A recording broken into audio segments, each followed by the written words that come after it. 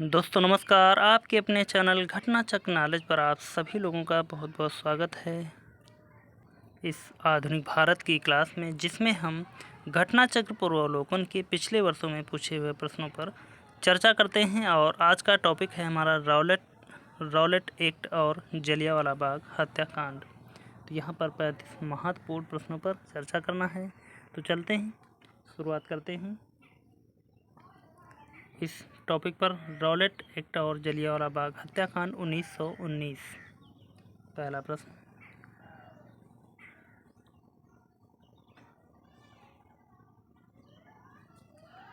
भारतीय स्वतंत्रता संग्राम के दौरान रॉलेट एक्ट ने किस कारण से सार्वजनिक रोष उत्पन्न किया?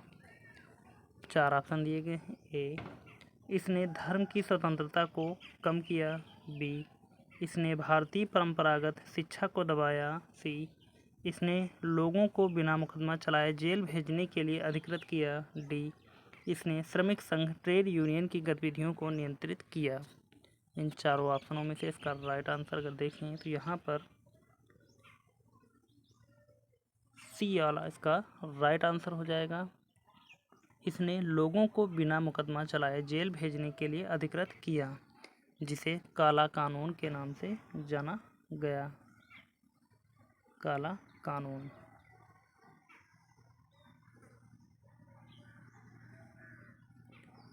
देखेंगे यहाँ पर हम इसकी महत्वपूर्ण व्याख्या को।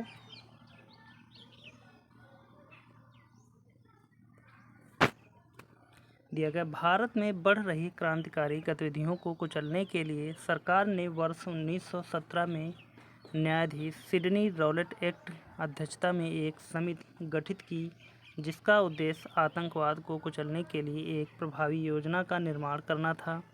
इसके सुझावों पर मोर्चा या मार्च 1919 में पारित विधेयक रॉलेट एक्ट के नाम से जाना गया। रॉलेट एक्ट के द्वारा अंग्रेजी सरकार जिसको चाहे जब तक चाहे बिना मुकदमा चलाए जेल में बंद कर रख सकती थी। इसलिए इस कानून को बिना वकील, बिना अपील तथा बिना दलील का कानून कहा गया। अगला प्रश्न है हमारा, रॉलेट एक्ट लाने का क्या प्रयोजन था? ए, भूमि सुधार। बी, राष्ट्रीय एवं क्रांतिकारी गतिविधियों पर रोक। सी, बैलेंस ऑफ ट्रेड को ठीक करना। डी, द्वितीय विश्व युद्ध के बंदियों पर मुकदमा चलाना। इन चारों ऑप्शनों में से इसका राइट आंसर देखें तो हो जाएगा हमारा बी, राष्ट्रीय एवं क्रांतिकारी गतिविधियों पर रोक लगाना। अगला प्रश्न, रॉलेट एक्ट भारत में लागू किया गया था? ए, सन 1909 में। बी, सन 1919 में। सी, सन 1930 में। डी, सन 1942 में। तो यह कानून रॉलेट एक्ट के नाम से जाना जाता था। बी राइट आंसर होगा, सन 1919 में लागू किया गया। अगला प्रश्न, रॉलेट एक्ट का लक्ष्य था? ए, युद्ध प्रयासों को अनिवार्य आर्थिक समर्थन। बी, बिना मुकदमा चलाए बंदी बनाना और मुकदमों की सुनवाई संक्षिप्त प्रक्रिया द्वारा। सी, खिलाफत आंदोलन का दमन। डी, प्रेस स्वतंत्रता पर प्रतिबंध लगाना। इन चारों ऑप्शनों में से इसका राइट आंसर देखें तो यहाँ पर बी हो जाएगा, बिना मुकदमा चलाए बंदी बनाना और मुकदमों की सुनवाई संक्षिप्त प्रक्रिया द्वारा। अगला प्रश्न,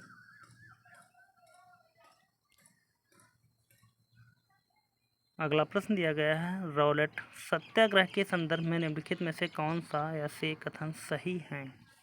और कोड के माध्यम से इसका सही उत्तर बताना है। तो देखते हैं, पहला कथन दिया गया है, रॉलेट अधिनियम सिटीजन कमेटी की सिफारिश पर आधारित था। तो बिल्कुल सही है। अगला देखते हैं, नंबर 2, रॉलेट सत्याग्रह में गांधी जी ने होम रूल लीग का उपयोग करने का प्रयास किया। तो यह भी सत्य है। तीसरा चेक कर लेते हैं, साइमन कमीशन के आगमन के विरुद्ध हुए प्रदर्शन रॉलेट एक्ट सत्याग्रह के साथ हुए थे। तो यह गलत है, क्योंकि यह साथ नहीं हुए थे। इस प्रकार पहला और दूसरा हमारा सही है, तो बी वाला राइट आंसर हो जाएगा। आगे बढ़ जाएंगे। अगले प्रश्न से पहले हम इसकी व्याख्या को देखेंगे एक बार।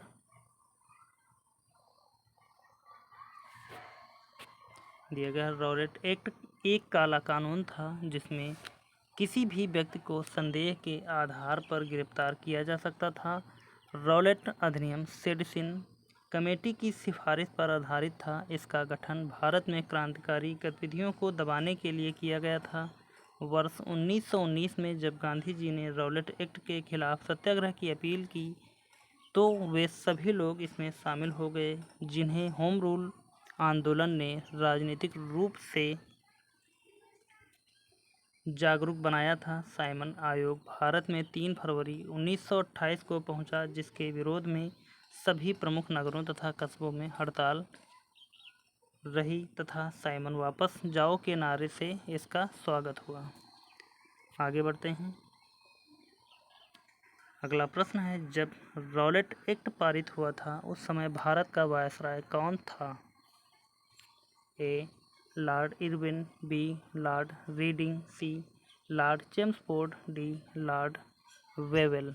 इन चारों ऑप्शनों में से इसका राइट आंसर यहाँ पर देखें तो हो जाएगा सी लॉर्ड चेम्सफोर्ड। जब रॉलेट एक्ट पारित हुआ उस समय भारत का वायसराय था। अगला प्रश्न, रॉलेट एक्ट किस वायसराय के काल में पारित हुआ था? A lord Hardinge second, B lord Reading, C lord Chelmsford, D lord Minto second. इन चारों ऑप्शनों में से इसका राइट आंसर देखें तो हो जाएगा सी लॉर्ड चेम्सफोर्ड। अगला प्रश्न, रॉलेट एक्ट का भारतीय राष्ट्रीय कांग्रेस ने विरोध किया क्योंकि इसका लक्ष्य था ए वैयक्तिक स्वतंत्रता को सीमित करना, बी भारतीय राष्ट्रीय कांग्रेस को प्रतिबंध करना, सी सांप्रदायिक प्रतिनिधित्व को विस्तृत करना, डी देशद्रोह के आरोप में राष्ट्रीय नेताओं को बंदी बनाना। इन चारों ऑप्शनों में से यहाँ पर सही उत्तर की ओर बढ़ें तो हमारा इसका राइट आंसर हो जाएगा ए वैयक्तिक स्वतंत्रता को सीमित करना। अगला प्रश्न, अखिल भारतीय राजनीति में गांधी जी का पहला साहसिक कदम था? ए असहयोग आंदोलन, बी रॉलेट सत्याग्रह, सी चंपारण आंदोलन, डी दांडी यात्रा। इन चारों ऑप्शनों में से इसका राइट आंसर बी हो जाएगा रॉलेट सत्याग्रह। व्याख्या देखेंगे इसकी हम थोड़ी सी।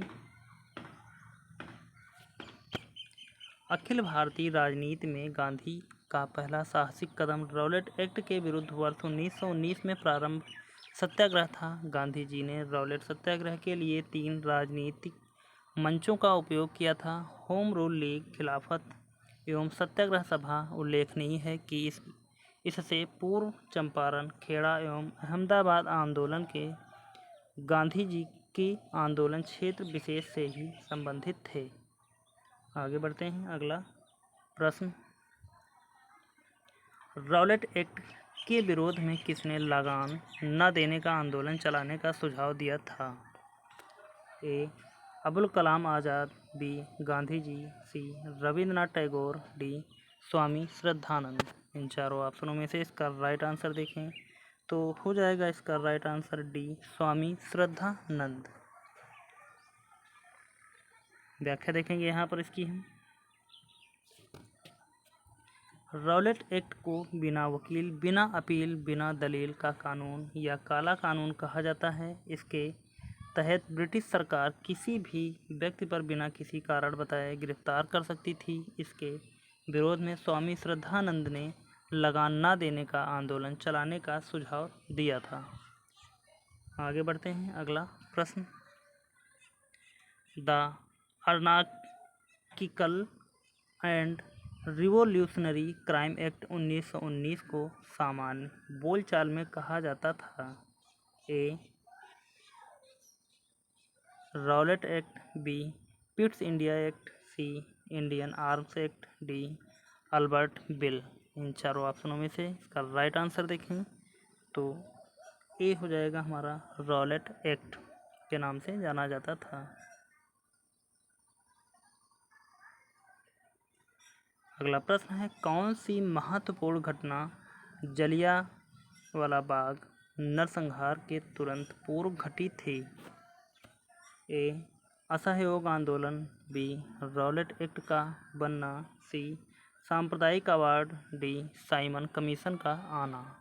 चारों ऑप्शनों में से इसका राइट आंसर हो जाएगा बी, रॉलेट एक्ट का बनना। व्याख्या देखेंगे यहाँ पर इसकी। रॉलेट एक्ट मार्च 1919 में लागू किया गया था, जिसके विरुद्ध गांधी जी ने 6 अप्रैल 1919 को देशव्यापी हड़ताल का आयोजन कराया था। जलियांवाला बाग अमृतसर में 13 अप्रैल 1919 को शांतिपूर्ण जनसभा में जनरल डायर ने नरसंहार कराया था। असहयोग आंदोलन वर्ष 1920, सांप्रदायिक अवार्ड वर्ष 1932 तथा साइमन कमीशन का भारत आना वर्ष 1928 की घटनाएं थी। अगला प्रश्न,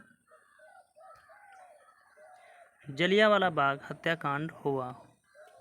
ए, 5 मई 1918, बी, 1 अप्रैल 1919, सी, 13 अप्रैल 1919, डी, 29 अप्रैल 1919।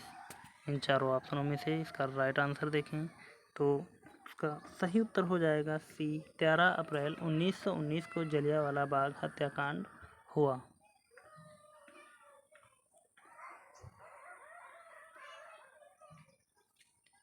अगला प्रश्न है, जलियांवाला बाग नरसंहार किस गांधीवादी सत्याग्रह के संबंध में हुआ?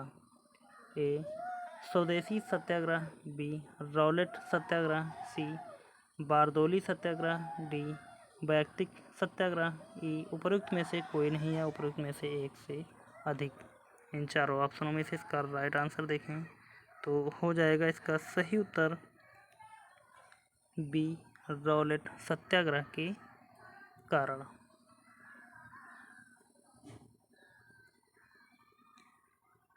वर्ष 1919 भारतीय इतिहास से संबंधित है। किस लिए? ए, कलकत्ता से दिल्ली में राजधानी के बदले जाने से, बी, जलियांवाला बाग त्रासदी से, सी, बंगाल विभाजन से, डी, खिलाफत आंदोलन से। इन चारों ऑप्शनों में से इसका राइट आंसर देखें तो हो जाएगा इसका सही उत्तर बी, जलियांवाला बाग त्रासदी से। अगला प्रश्न, जलियांवाला बाग कत्लेआम किस शहर में हुआ? ए, मेरठ, बी, आगरा, सी, अमृतसर, डी, लाहौर। तो आप सभी लोगों को पता होगा कि जलियांवाला बाग कत्लेआम या जलियांवाला बाग हत्याकांड किस शहर में हुआ। तो यहाँ पर आप इसका उत्तर कमेंट में कमेंट करके ज़रूर बताएं। आगे बढ़ते हैं, अगला प्रश्न देखते हैं। जनरल डायर का नाम किस घटना से जुड़ा हुआ है? ए, black hole Calcutta, B, Rani Durgavati की लड़ाई, सी, 1857 का संग्राम, डी, जलियांवाला बाग हत्याकांड। इन चारों ऑप्शनों में से यहाँ पर इसका राइट आंसर हो जाएगा डी, जलियांवाला बाग हत्याकांड। अगला प्रश्न देखते हैं।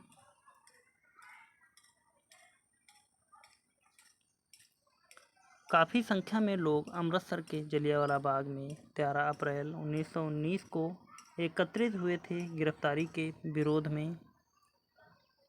ए, स्वामी श्रद्धानंद और मजहरुल हक, बी, मदन मोहन मालवीय और मोहम्मद अली जिन्ना, सी, महात्मा गांधी और अबुल कलाम आज़ाद, डी, डॉक्टर सैफुद्दीन किचलू और डॉक्टर सत्यपाल। इन चारों ऑप्शनों में से इसका राइट आंसर देखें तो इसका सही उत्तर हो जाएगा डॉक्टर सैफुद्दीन किचलू और डॉक्टर सत्यपाल। आगे बढ़ते हैं और देखते हैं यहाँ पर इसकी महत्वपूर्ण व्याख्या को, जो इससे हम 2 से 4 क्वेश्चन और सॉल्व कर सकते हैं। तो इसलिए यह व्याख्या बहुत ही महत्वपूर्ण हो जाती है। दिया गया है, पंजाब के दो लोकप्रिय नेताओं डॉक्टर सैफुद्दीन किचलू और डॉक्टर सत्यपाल की गिरफ्तारी और ब्रिटिश दमन का विरोध करने के लिए 13 अप्रैल 1919 को बैसाखी के दिन अमृतसर के जलियांवाला बाग में एक सार्वजनिक सभा बुलाई गई थी, जहां General Reginald Edward Harry Dyer ने निहत्थी शांतिपूर्ण भीड़ पर गोलियां चलवाकर लगभग 1000 लोगों की हत्या कराई, जबकि सरकारी रिपोर्ट के अनुसार 379 लोग मारे गए थे। 13 अप्रैल 1919 को जलियांवाला बाग नरसंहार की हृदय विदारक घटना के बाद रविंद्रनाथ टैगोर ने ब्रिटिश सरकार द्वारा प्रदान की गई नाइट की उपाधि लौटा दी तथा शंकरन नायर ने वायसराय की कार्यकारिणी से इस्तीफा दे दिया था। आगे बढ़ते हैं, अगला प्रश्न देखते हैं।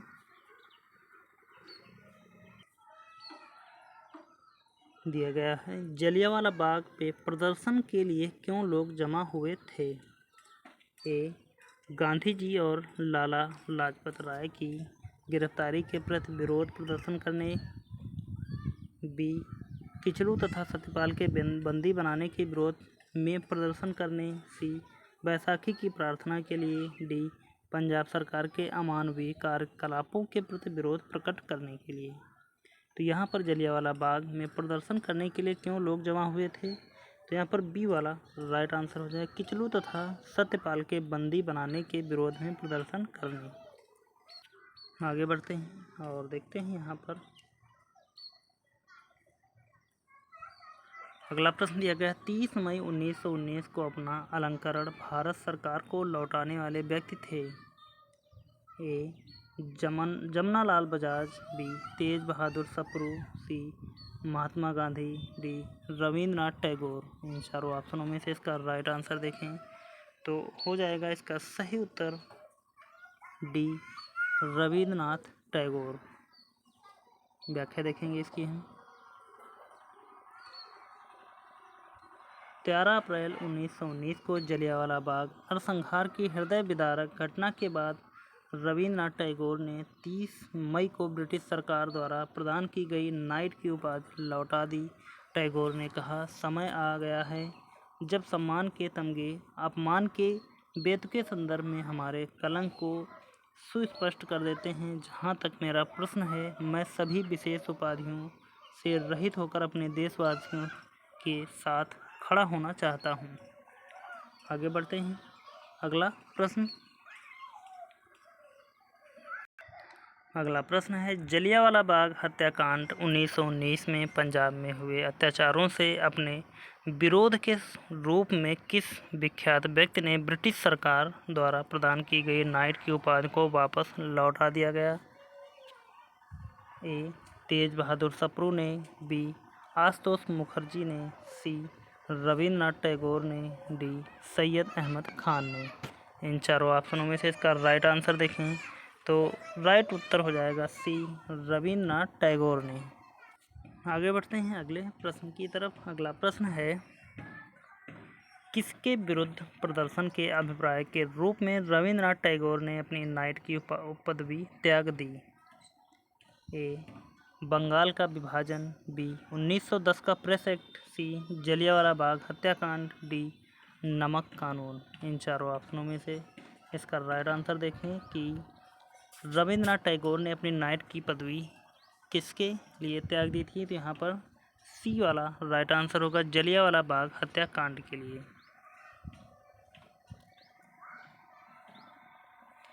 निम्नलिखित में से किसके विरोध में रंबी या नाइटहुड का परित्याग कर दिया गया? A, Rowlatt act. B, Jallianwala Bagh नरसंहार। C, Simon commission. D, Cripps mission. चारों ऑप्शनों में से इसका राइट आंसर होगा बी, जलियांवाला बाग हत्याकांड के लिए। आगे बढ़ते हैं, अगला प्रश्न,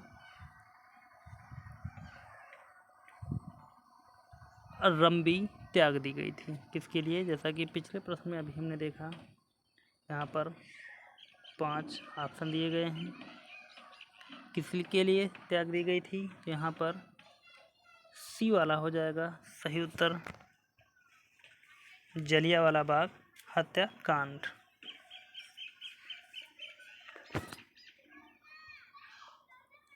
अगला प्रश्न, जलियांवाला बाग हत्याकांड के विरोध में वायसराय की कार्यकारिणी परिषद की सदस्यता से किसने इस्तीफा दे दिया? ए महात्मा गांधी, बी रविंद्रनाथ टैगोर, सी शंकरन नायर, डी जमनालाल बजाज। 4 ऑप्शन दिए गए हैं, इनमें से इसका राइट आंसर देखें तो सही उत्तर हो जाएगा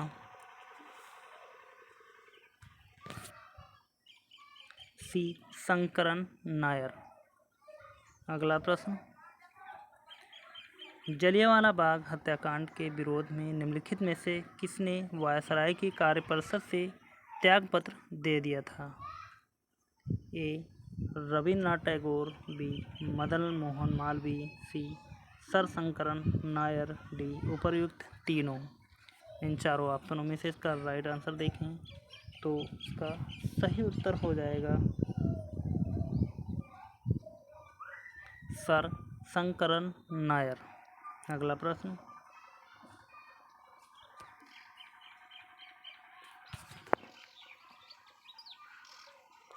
निम्न में से किसके द्वारा जलियांवाला बाग कांड के विरोध में सर की उपाधि त्याग दी गई थी?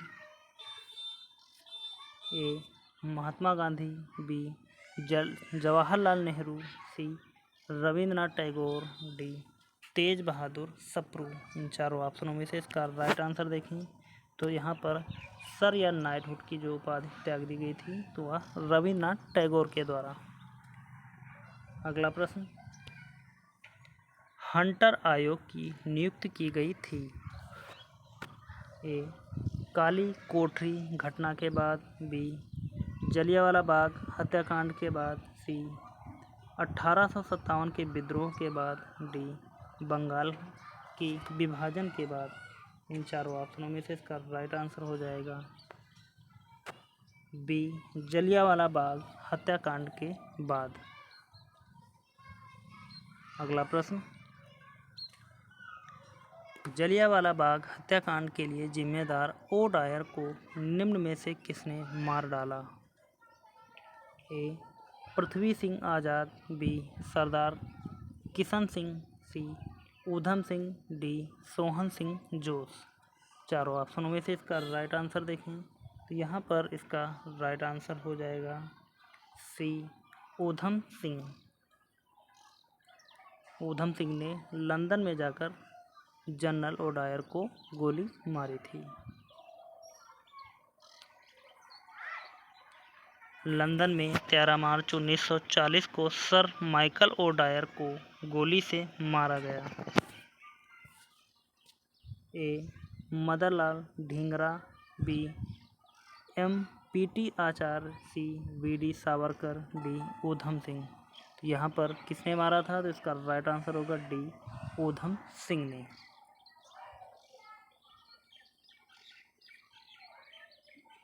ऊधम सिंह ने लंदन में मारा। A lord Hardinge, B general Dyer, C sir Michael O'Dwyer, D lord Willingdon.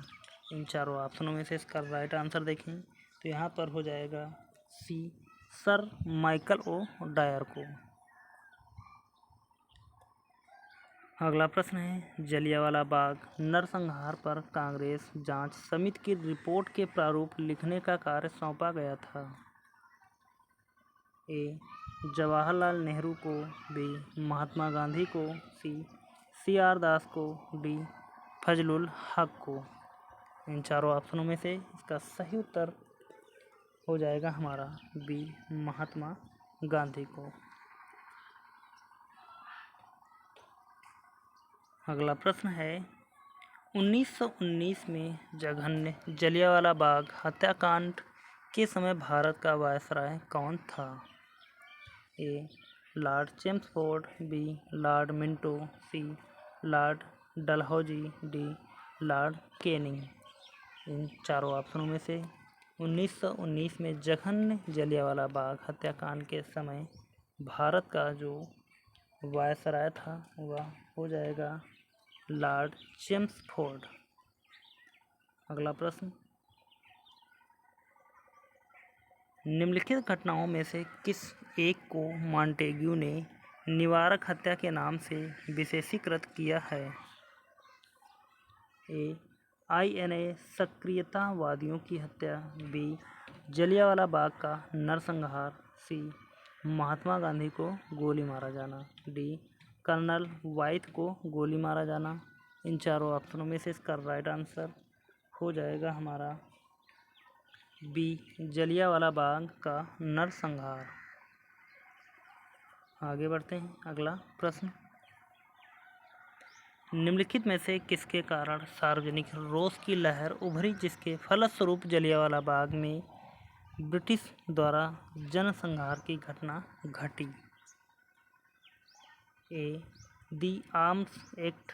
B, the public safety act. C, the Rowlatt act. D, the vernacular press act. इन चारों ऑप्शनों में से इसका राइट आंसर हो जाएगा सी, द रॉलेट एक्ट के जरिए से।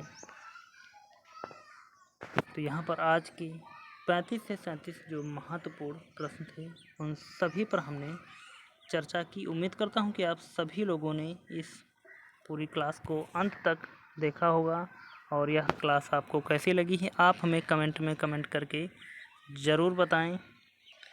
और यदि क्लास अच्छी लगी है तो प्लीज़ सभी लोग एक बार सेशन को लाइक कर दें। चैनल को अभी तक सब्सक्राइब नहीं किया है तो आप सभी लोग चैनल को सब्सक्राइब कर लें और ज़्यादा से ज़्यादा लोगों तक शेयर कर दें।